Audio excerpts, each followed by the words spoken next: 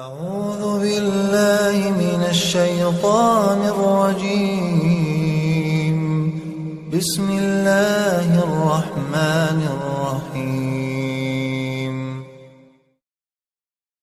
الحمد لله وكفى سلام على عباده الذين اصطفى.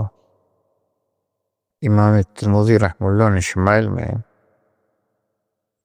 انس بن مالک رضی اللہ تعالیٰ عنہ کی نسبت سے سند سے نقل کیا ہے، کان شعر رسول اللہ صلی اللہ تعالیٰ علیہ وسلم الی نصف اذنیہ، کہ آپ علیہ السلام کے مبارک بال نصف کانوں تک ہوتے تھے۔ حضور علیہ السلام کی زندگی کا ایک ایک لمحہ اللہ نے محفوظ رکھا، اسی لیے اللہ نے قرآن پاک میں لَقَدْ كَانَ لَكُمْ فِي رَسُولِ اللَّهِ أُسْوَةٌ حَسَنَةٌ ارشاد فرمایا ہے کہ تمہارے لیے محمد رسول اللہ صلی اللہ تعالیٰ علیہ وسلم کی زندگی نمونہ ہے۔ معیار اور نمونہ تب ہی ہو سکتی ہے جب وہ محفوظ ہو۔ اللہ نے دار السبب دنیا کو قرار دیا ہے، اور یہاں پر سبب کے درجے میں حضرات صحابہ کرام، ازواج مطہرات اور آپ علیہ السلام کے اہل بیت اطہار، اللہ ان سب کو جزائے خیر دے کہ جنہوں نے نبی علیہ السلام کی زندگی کے ایک ایک لمحہ کو محفوظ کیا، یاد رکھا، من و عن امت تک پہنچا دیا۔ اور نبی علیہ السلام نے اس کی ترغیب بھی دے رکھی ہے کہ سرسبز و شاداب رہے میرا وہ امتی، نظر اللہ عمران سمع مقالتی فحفظها ووعاها واداها کما سمعاها، خوش و خرم رہے، سرسبز و شاداب رہے میرا وہ امتی جو میری بات کو سنے، اس کی حفاظت کرے، اس کو یاد کرے، اور اس کو من و عن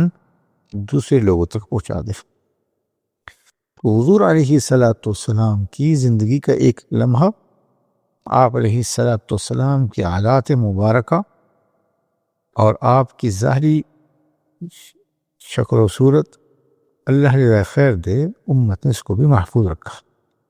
چنانچہ اس حدیث میں نبی علیہ السلام کے مبارک بالوں کے رکھنے کا تذکرہ ہے کہ نبی علیہ السلام مبارک زلفیں رکھتے تھے، اور اس کی مختلف روایات وارد ہوئی ہیں، تو اس کی اور اس میں مختلف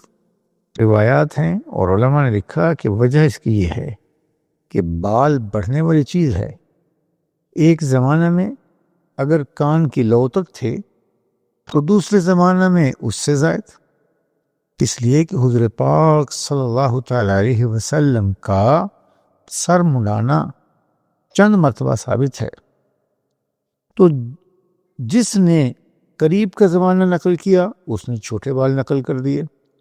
جس نے بال منڈے ہوئے عرصہ بیت جانے کے بعد نقل کیا تو زیادہ بال نقل کر دیے۔ اور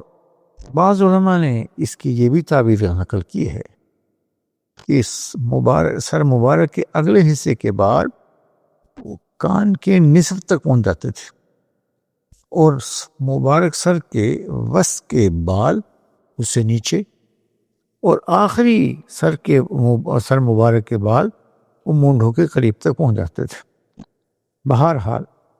حضرت انس بن مالک نے جو حدیث نقل کی ہے اس میں یہی ہے کہ آپ علیہ السلام کے بال کانوں کے نصف تک تھے۔ اور باقی بعض علماء نے یہ بھی نقل کیا کہ چونکہ بال عادت شریفہ تو بال زیادہ لمبا رکھنے کی نہیں تھی، لیکن کبھی دین کے کام میں مشغولیت، جہاد کی مشغولیت کی وجہ سے بال بڑھ گئے تو زیادہ مونڈھوں کے قریب تک بال رہے ہیں آپ علیہ السلام کے، لیکن سنت وہی ہے جو حضرت انس بن مالک رضی اللہ تعالیٰ عنہ نے نقل کر دیا کہ عادت شریفہ یہی تھی ہاں وہ چیز وقت کے ساتھ ہے. اللہ ہم سب سے راضی ہو، دین سیکھ کر عمل کرنے کی توفیق عنایت فرمائے.